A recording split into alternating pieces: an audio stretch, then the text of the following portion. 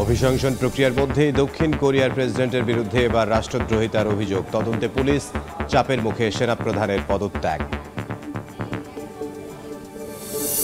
Budget পাসকে কেন্দ্র করে পার্লামেন্টে অনাস্থা ভোটে হেরে গেলেন ফ্রান্সের প্রধানমন্ত্রী। 3 মাসের মাথায় শেষ শাসনকাল। প্রেসিডেন্টের কাছে জমা দেবেন পদত্যাগপত্র।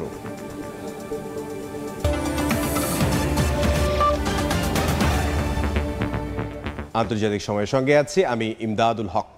শুরুতেই আমরা দেশের খবর জানবো। প্রধান উপদেষ্টা ডক্টর মোহাম্মদ ইউনূসের সঙ্গে ফরেন সার্ভিস একাডেমিতে বৈঠকে বসছেন ধর্মীয় নেতারা। এই মুহূর্তে ফরেন সার্ভিস একাডেমির সামনে আছেন সহকর্মী নাজবুস সালেহী। সরাসরি যাব তার কাছে। এখন পুরোপুরি 4টা বাজে এবং এটি শুরু হওয়ার কথা রয়েছে সংলাপটি ঠিক 4টার সময়। আপনি দেখতে পাচ্ছেন আমার পেছনে প্রধান উপদেষ্টা ডক্টর মোহাম্মদ ইউনূস এখন এই মুহূর্তে ফরেন সার্ভিস একাডেমিতে প্রবেশ করছেন। তার আগে যেই ধর্মীয় বিভিন্ন সংগঠনের যে নেতাদের সঙ্গে বসার কথা, তারা কিন্তু একে একে বিভিন্ন পর্যায়ে তারা এসে সেখানে উপস্থিত হয়েছে। এখন আমরা যেটি দেখতে পাচ্ছি সেটি হচ্ছে যে এই মুহূর্তে প্রধান উপদেষ্টা ডক্টর মোহাম্মদ ইউনূস তিনি কিন্তু সামনের দিকে তার যে গাড়ি বহর, একটি গাড়ি আসলে এখন প্রবেশ করছে ফরেন সার্ভিস একাডেমিতে এবং তিনি যে বের হয়েছেন বাসা থেকে সেই ধরনের যে প্রস্তুতি সেটি কিন্তু আমরা দেখতে পাচ্ছি যে সার্বিক যে নিরাপত্তার যে বিষয়টি সেটি একেবারে কড়াকড়ি করে ফেলা হয়েছে এবং তিনি আসলে প্রবেশ করছেন। এই ছাড়াও আজকে বিভিন্ন ধর্মীয় সংগঠনের যে সংগঠনগুলো রয়েছে তাদের নেতাদেরকে ডাকা হয়েছে, পাশাপাশি বিভিন্ন মন্দিরের পুরোহিতকে ডাকা হয়েছে। আশেপাশে এবং বাংলাদেশে যতগুলো প্রসিদ্ধ চার্চ রয়েছে, বিশেষ করে খ্রিস্টান এবং বৌদ্ধদের উপাসনালয়, তাদের ধর্মীয় গুরুদেরকেও কিন্তু আজকে ডাকা হয়েছে। এছাড়াও বিভিন্ন ধর্মের যারা রয়েছেন, যারা কোনো সংগঠনের সঙ্গে সংযুক্ত নন কিন্তু তারা ব্যক্তিগতভাবেই সেই ধর্মের পণ্ডিত, বেত্তা অথবা বোদ্ধা হিসেবে সেই ধর্মের মানুষের কাছে তার গ্রহণযোগ্যতা আছে, এমন ব্যক্তিদেরকেও কিন্তু আজকে ডাকা হয়েছে। তাদের সঙ্গে মিলে আজকে ডক্টর মোহাম্মদ ইউনূস মূলত যে কথাগুলো শুনবেন বলে আমরা তার প্রেস উইং থেকে জানতে পেরেছি সেটা হচ্ছে যে বাংলাদেশকে কেন্দ্র করে ভারতীয় গণমাধ্যমে যে সাম্প্রদায়িক উস্কানি দেওয়া হচ্ছে বা যে ধরনের অপপ্রচার চলছে, যে এখানে সংখ্যালঘুদের নির্যাতন করা হচ্ছে বা সংখ্যালঘুরা এখানে নির্যাতনের শিকার হচ্ছেন, সেই বিষয়গুলো আসলে কিভাবে রোধ করা যায় এবং বাংলাদেশকে অস্থিতিশীল করার যে ষড়যন্ত্র চলছে দেশি এবং বিদেশি, তাদেরকে সমুচিত জবাব দেওয়ার জন্য তারা সংঘবদ্ধভাবে এখানে একটি ব্রিফও আছে কিন্তু হবে এবং সবাই সবার পক্ষ থেকে, সব ধর্মের অনুসারীরা তাদের পক্ষ থেকে কিভাবে সৌহার্দ্যপূর্ণ হাজার বছরের যে বাংলাদেশের সাম্প্রদায়িক সম্প্রীতির যে মেলবন্ধন সেটি আসলে কিভাবে এখানে নিশ্চিত করে সবাই বসবাস করতে পারে একসঙ্গে এবং যে উদ্ভূত পরিস্থিতি তৈরি হয়েছে সেটি আসলে কিভাবে নিরসন করা যেতে পারে, এই বিষয়টি ডক্টর মোহাম্মদ ইউনূস সকল সেই ধর্মীয় নেতাদের কাছ থেকে তিনি শুনবেন এবং সেই অনুযায়ী আসলে কি করণীয় সেটি তারা ঠিক করবেন। এবং তার আগে আমরা দেখেছি যে সকল রাজনৈতিক দলগুলোর সঙ্গে কিন্তু প্রফেসর ইউনূস বসেছিলেন এবং তিনি সেগুলো কিন্তু তাদের কথাবার্তাও কিন্তু তিনি শুনেছেন। আজকেও মিটিং একটু পরেই শুরু হবে ধর্মীয় নেতাদের সঙ্গে। ইতিমধ্যে বিভিন্ন মন্দিরের পুরোহিত এবং আমরা বিশেষ করে দেখেছি যে হিন্দু ধর্মের যে সংগঠনগুলো রয়েছে তাদের নেতারা এসেছেন এবং মুসলিম ধর্মের কয়েকটি ধর্মের নেতাদেরকেও সংগঠনের নেতাদেরকেও আমরা দেখেছি, তারাও এসে উপস্থিত হয়েছেন। এছাড়াও যেটি বলছিলাম যে মহানগর পূজা উদযাপন কমিটি, সার্বজনীন পূজা উদযাপন কমিটির নেতাদেরকেও কিন্তু আজকে ডাকা হয়েছে। অর্থাৎ বাংলাদেশকে ঘিরে যে সাম্প্রদায়িক সম্প্রীতি বিনষ্টের একটি চক্রান্ত চলছে সেটিকে কিভাবে সুদৃঢ় করা যায় সবার মতামত নিয়ে তিনি বাংলাদেশে পরবর্তী তার কী করণীয় তিনি তার নির্ধারণ করবেন। এই ছিল আমার কাছে ফরেন সার্ভিস একাডেমি থেকে সর্বশেষ। নাজবুস সালেহী, ফরেন সার্ভিস একাডেমির সামনে থেকে। এবার আন্তর্জাতিক খবর জানাবো। অভিশংসন প্রক্রিয়ার মধ্যেই রাষ্ট্রদ্রোহিতার অভিযোগে দক্ষিণ কোরিয়ার প্রেসিডেন্ট ইউন সুক ইয়োলের বিরুদ্ধে তদন্ত শুরু করেছে পুলিশ। এরই মধ্যে পদত্যাগ করেছেন দেশটির সেনাপ্রধান পার্ক আন সু। বৃহস্পতিবার প্রেসিডেন্ট ইয়োলকে অভিশংসনে আনুষ্ঠানিক প্রস্তাব উত্থাপন করা হয়েছে দেশটির পার্লামেন্টে। সিএনএন-এর প্রতিবেদন বলছে, মার্কিন মিত্র সিওলের অস্থিতিশীল অবস্থাকে সুযোগ হিসেবে ব্যবহার করতে পারে উত্তর কোরিয়া, রাশিয়া ও চীন। প্রেসিডেন্ট ইউন সুক ইয়োলের বিরুদ্ধে প্রতিবাদ জানাতে বৃহস্পতিবারও মোমবাতি জ্বালিয়ে দক্ষিণ কোরিয়ার পার্লামেন্টের সামনে অবস্থান নেন শত শত মানুষ। মঙ্গলবার সামরিক আইন জারির পর জনগণের রোষানলে পড়েন দেশটির প্রেসিডেন্ট। পার্লামেন্টে ভোটাভুটির কয়েক ঘন্টার মধ্যেই তা প্রত্যাহারে বাধ্য হন তিনি। এরপর থেকে চলছে একের পর এক নাটকীয়তা। উত্তপ্ত রাজনৈতিক পরিস্থিতির মধ্যেই দেশটির প্রতিরক্ষা মন্ত্রী কিম ইং হিয়নের কাছে পদত্যাগপত্র জমা দিয়েছেন সেনাপ্রধান পার্ক আনসু। বৃহস্পতিবার নিজ দায়িত্ব থেকে অব্যাহতি নেওয়ার কথা জানান তিনি। সামরিক শাসনের মাত্র কয়েক ঘন্টার জন্য সেনাপ্রধানকে কমান্ডার হিসেবে নিয়োগ দিয়েছিলেন প্রেসিডেন্ট। পদত্যাগপত্র জমা দিয়েছেন প্রতিরক্ষা মন্ত্রী কিম ইং হিয়নও। ব্রিটিশ গণমাধ্যম বিবিসি জানায়, প্রেসিডেন্টকে সামরিক শাসন জারির পরামর্শ কিম ইংই দিয়েছিলেন। পার্লামেন্টে সেনা মোতায়েনেরও সিদ্ধান্ত ছিল তার। অভিশংসন প্রক্রিয়ার মধ্যেই রাষ্ট্রদ্রোহিতার অভিযোগে ইয়ন সুক ইয়োলের বিরুদ্ধে তদন্ত শুরু করেছে পুলিশ। তালিকায় রয়েছে সাবেক প্রতিরক্ষা মন্ত্রী, সাবেক সেনাপ্রধান এবং স্বরাষ্ট্রমন্ত্রী লি সাং মিনো। তাদের বিরুদ্ধে এরই মধ্যে দুটি অভিযোগ দায়ের করেছে বিরোধী দল রিবিল্ডিং কোরিয়া পার্টি ও 59 জন পরিবেশ কর্মী। দেশটির রাজনৈতিক টানাপোড়েনে বেকায়দায় পড়তে পারে ঘনিষ্ঠ মিত্র যুক্তরাষ্ট্র। মার্কিন গণমাধ্যম CNN এর এক প্রতিবেদন বলছে, চলমান অস্থিতিশীলতা ওয়াশিংটনের ভারত প্রশান্ত মহাসাগরীয় নীতিকে হুমকিতে ফেলতে পারে। যদিও বাইডেন প্রশাসন বলছে তারা দক্ষিণ কোরিয়ার গণতান্ত্রিক ধারাকে সমর্থন করে। একাধিক বিশ্লেষক CNN-কে জানান, উত্তর কোরিয়ার সর্বোচ্চ নেতা কিম জং উন এই পরিস্থিতিকে কাজে লাগিয়ে ক্ষেপণাস্ত্র পরীক্ষা চালানোর পাশাপাশি সিউলের গণতান্ত্রিক ব্যবস্থাকে বিদ্রূপ করতে পারেন। পিয়ংইয়ং ছাড়াও সিউলের সঙ্গে ভূরাজনৈতিক দ্বন্দ্বে সুবিধাজনক অবস্থানে থাকবে বেইজিং ও মস্কো। তবে সিউলের এই নাজুক পরিস্থিতিতে কোনো ধরনের মন্তব্য করেনি শি জিনপিং প্রশাসন। মৌসুমী সাথী, সময় সংবাদ। মাত্র 3 মাসের মাথায় শেষ হচ্ছে ফরাসি প্রধানমন্ত্রী মিশেল বার্নিয়ের শাসনামল। 2025 সালের সামাজিক সুরক্ষা বাজেট বিল ইস্যুকে কেন্দ্র করে অনাস্থা ভোটে হেরে যান তিনি। বার্নিয়ে শিগগিরই প্রেসিডেন্ট ইমানুয়েল ম্যাক্রোর কাছে পদত্যাগপত্র জমা দেবেন। এতে 1962 সালের পর নতুন ইতিহাস সৃষ্টি হলো ফ্রান্সে। প্যারিস থেকে সে খবর জানাচ্ছেন মোহাম্মদ লুৎফুর রহমান বাবু। বিশেষ ক্ষমতা বলে পার্লামেন্টে এমপিদের ভোট ছাড়াই সামাজিক সুরক্ষা বাজেট বিল পাস করিয়ে নিয়েছিলেন ফ্রান্সের প্রধানমন্ত্রী মিশেল বার্নিয়ের। আর এ নিয়ে গেল কয়েকদিন থেকেই উত্তপ্ত ফ্রান্সের রাজনীতি ও সংসদ। শেষ পর্যন্ত নিউ ফ্রন্ট পপুলারে আনা অনাস্থা প্রস্তাব সংসদে পাস হলে ক্ষমতা নেওয়ার মাত্র 3 মাসের মাথায় গদি হারাচ্ছেন বার্নিয়ে। সরকারকে ক্ষমতাচ্যুত করতে দেশের সংবিধান অনুযায়ী শুধুমাত্র 288টি ভোটের প্রয়োজন ছিল। সেখানে দেশটির কট্টর ডানপন্থী ও বামপন্থী দলগুলোর সংসদ সদস্যদের মিলিত প্রয়াসে অনাস্থা প্রস্তাবের পক্ষে ভোট পড়ে 311টি। এতেই ফ্রান্সের রাজনীতিতে বার্নিয়ে অধ্যায়ের ইতি গড়ছে। এ পরিস্থিতিতে রাজনৈতিক সংকট সৃষ্টির আশঙ্কা করছেন প্রবাসী বাংলাদেশিরা। এখন ফ্রান্সের যে অবস্থাটা রয়েছে, পলিটিক্যাল ক্রাইসিসের মধ্যে যাচ্ছে ফ্রান্স, এবং ফ্রান্সের প্রেসিডেন্ট ইমানুয়েল ম্যাক্রোকে পুনরায় আবার নতুন করে প্রাইম মিনিস্টারকে নিয়োগ দিতে হবে। দিনে দিনে ফ্রান্স কঠোর ডানপন্থী হয়ে উঠছে। তো নিয়ে কি হবে না হবে এখন পর্যন্ত কোনো কিছু জানা যাচ্ছে না। অবশ্যই আশা করি ভবিষ্যৎটা যাতে ভালো হয়। বার্নিয়ের পদত্যাগ নিয়ে স্থানীয় সময় বৃহস্পতিবার সন্ধ্যায় জাতির উদ্দেশ্যে ভাষণ দেবেন দেশটির president Emmanuel Macron. Mohammad Lutfur Rahman Babu, Somoy সংবাদ, ফ্রান্স।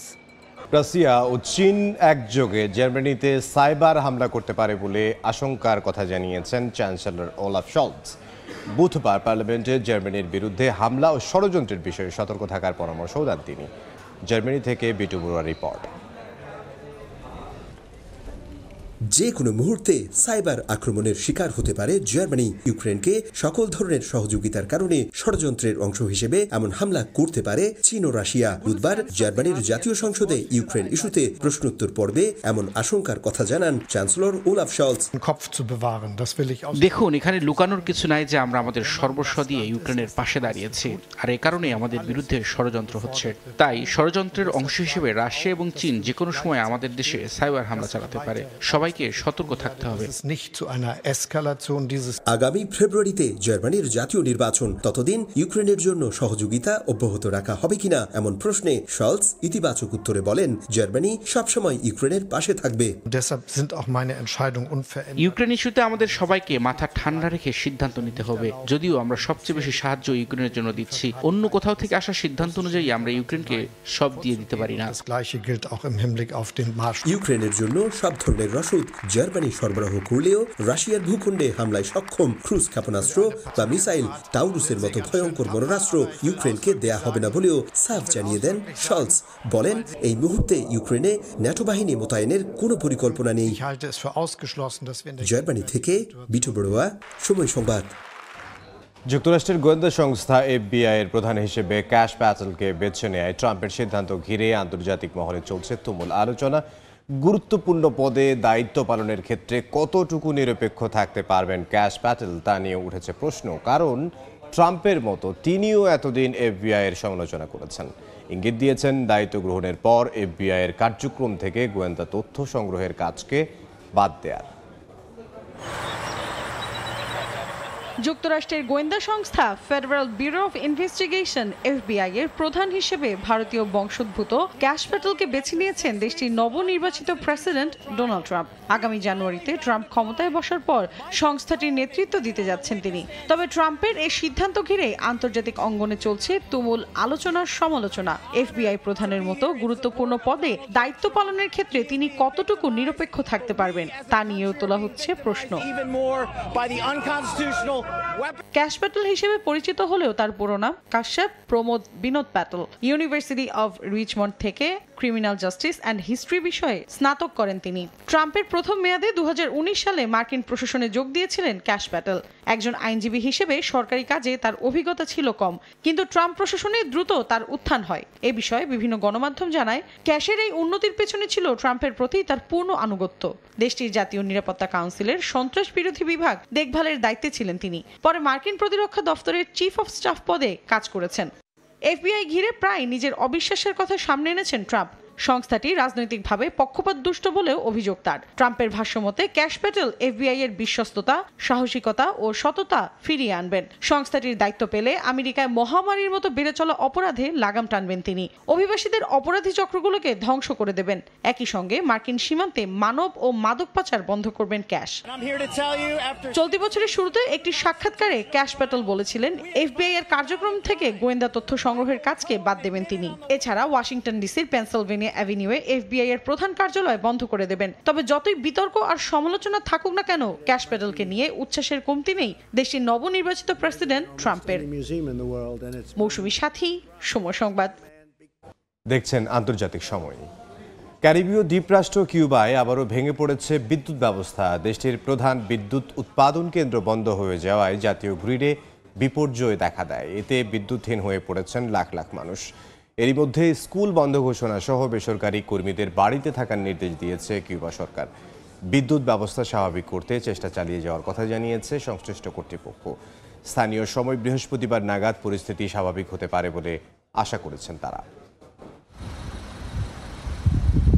আবারও অন্ধকারে ক্যারিবীয় দ্বীপরাষ্ট্র কিউবা। দেশটির জাতীয় গ্রিড বিপর্যয়ের কারণে বিদ্যুৎহীন লাখ লাখ মানুষ। বুধবার সবচেয়ে বড় উৎপাদন কেন্দ্রটি বন্ধ হয়ে যাওয়ার পর বিদ্যুৎ গ্রিডে বিপর্যয় দেখা দেয়। অচল হয়ে পড়ে পুরো বিদ্যুৎ ব্যবস্থা। পুরোপুরি অন্ধকারাচ্ছন্ন হয়ে পড়ে রাজধানী হাভানা। মুষ্টিমেয় কিছু বড় হোটেল ও সরকারি অফিসগুলো ছাড়া সূর্যোদয়ের আগে তেমন আলোর দেখা পাওয়া যায়নি। এ অবস্থায় বিদ্যুৎ পুনরুদ্ধার না হওয়া পর্যন্ত স্কুল বন্ধ ঘোষণা সহ বেসরকারি প্রতিষ্ঠানের কর্মীদের বাড়িতে থাকার নির্দেশ দিয়েছে কিউবা সরকার। বেহাল অবস্থা ট্রাফিক ব্যবস্থাতেও। বিদ্যুৎ ছাড়া যে কোনো কাজ করা কঠিন। অন্ধকার বাসায় মোবাইল ফোন আর টর্চ লাইটই এখন শেষ ভরসা। এই অবস্থা কতদিন থাকবে জানি না। যতদূর জানি, যুক্তরাষ্ট্র কিউবায় জাহাজ আসা ও পণ্য সরবরাহে বাধা সৃষ্টি করছে, যার কারণে প্রতিনিয়ত ব্ল্যাক আউটের মধ্য দিয়ে যেতে হচ্ছে এখানকার বাসিন্দাদের। বিদ্যুৎ ব্যবস্থা পুনঃস্থাপন করতে কাজ করে যাওয়ার কথা জানিয়েছেন সংশ্লিষ্ট কর্মকর্তারা। বৃহস্পতিবারের মধ্যে পরিস্থিতি স্বাভাবিক করতে জোর প্রচেষ্টা চলছে বলেও জানিয়েছেন তারা। আমরা ইতোমধ্যে কাজ শুরু করেছি। আশা করছি দ্রুত জাতীয় গ্রিড পুনরুদ্ধার করা সম্ভব হবে। জ্বালানি ঘাটতি, প্রাকৃতিক দুর্যোগ এবং অর্থনৈতিক সংকটের মধ্যে কয়েকদিন পর পর গ্রিড বিপর্যয় কিউবার নাগরিকদের জন্য বড় ধরনের ভোগান্তি হিসেবে দেখা দিয়েছে। এর আগে গেল অক্টোবরের শেষ দিকে ব্ল্যাকআউটেরও কবলে পড়ে দেশটি। নাসরিন রুমি, সময় সংবাদ। বড়দিনকে সামনে রেখে যুক্তরাষ্ট্রের নিউ ইয়র্কের রকফেলার সেন্টারে 50,000-এর বেশি এলইডি বাতি দিয়ে সাজানো হয়েছে 74 ফিট উঁচু ক্রিসমাস ট্রি। রয়েছে 30 লাখের বেশি ক্রিস্টালস। শিল্পীদের সুরের মূর্ছনায় মাতেন দর্শনার্থীরা। 91 বছরের বেশি সময় ধরে ঐতিহ্যবাহী এই আয়োজন অনুষ্ঠিত হয়ে আসছে।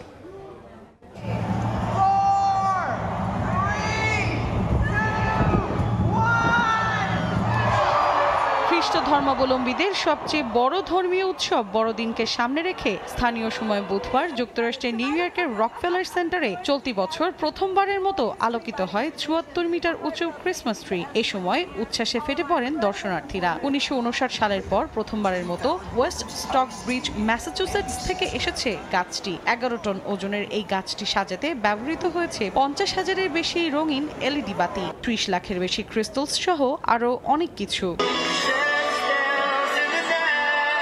অনুষ্ঠানের আনন্দ আরো দ্বিগুণ করতে উপস্থিত ছিলেন ব্যাকস্ট্রিট বয়েজ, লিটল বিগ টাউনের শিল্পীরা। বিখ্যাত সব গানের তালে মেতে ওঠেন দর্শনার্থীরা। রকফেলার সেন্টারের এ মনোমুগ্ধকর আয়োজন চলবে আগামী জানুয়ারির মাঝামাঝি সময় পর্যন্ত। উৎসব শেষে গাছটি কেটে এর কাঠগুলো দান করা হবে দেশটির একটি অলাভজনক প্রতিষ্ঠানকে, যারা যুক্তরাষ্ট্র জুড়ে বাসিন্দাদের ঘর তৈরিতে সাহায্য করে। ১৯৩১ সালে প্রথমবারের মতো শুরু হয় রকফেলার সেন্টারের এই আয়োজন। ১৯৩৩ সাল থেকে বার্ষিক উৎসবে পরিণত হয় এটি। মৌসুমী সাথী, সময় সংবাদ। আন্তর্জাতিক সময়ের শীর্ষ সংবাদ জানিয়ে দিচ্ছে আরও একবার। অভিশংসন প্রক্রিয়ার মধ্যে দক্ষিণ কোরিয়ার প্রেসিডেন্টের বিরুদ্ধে এবার রাষ্ট্রদ্রোহিতার অভিযোগ। তদন্তে পুলিশ, চাপের মুখে সেনা প্রধানের পদত্যাগ।